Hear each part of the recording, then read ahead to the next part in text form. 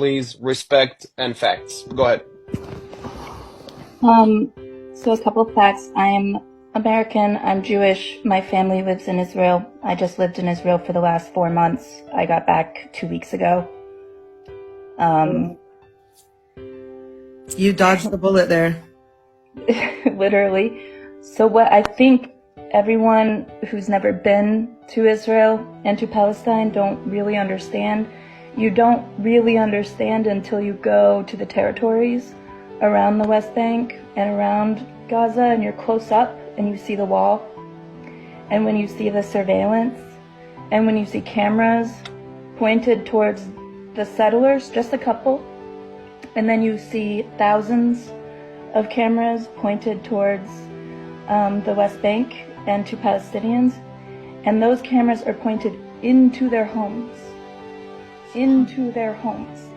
like not just the streets, not the public areas, straight into their homes, into their backyards, on their rooftops.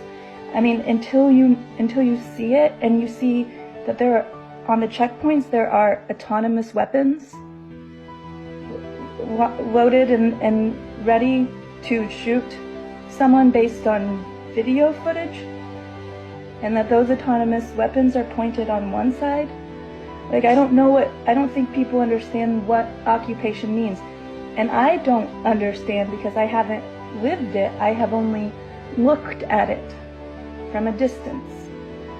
But what I can imagine is if you're a child and you're growing up knowing that the country that you live in hates you and that they are willing to kill you, having never met you in their life based on just a video image, that the facial recognition and the surveillance and the high degree of technology and spyware that they have guarantees that they could pick off Hamas members one by one without ever blanket bombing Palestine. There's no way that this level of intelligence that Israel has doesn't dictate that what they're doing is massacre and it's genocide, and that the occupation is inhumane, and that it's not based in religion, it's not based in who was there first, and it's not based in a tit for tat. It's white supremacy, and it's dictatorship, and it's power and control and humiliation of a people who have nothing to do with the hostages taken and the people who were brutally murdered. Because yes, that is horrible. Those are my friends. Like, those are people I know.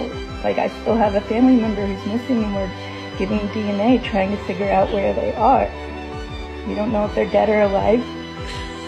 But then also I have Palestinian friends who don't have water, who have for years and years now lost loved ones and children, and have given birth at checkpoints, and who have been humiliated and dehumanized under an occupation and an apartheid, that if you are a child who grows up in that, why would you not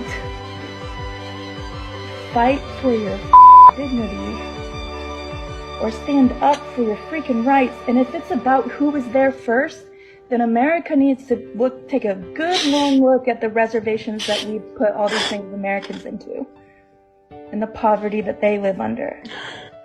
If it's this land belongs to whoever was here first, then we have a big reckoning to do.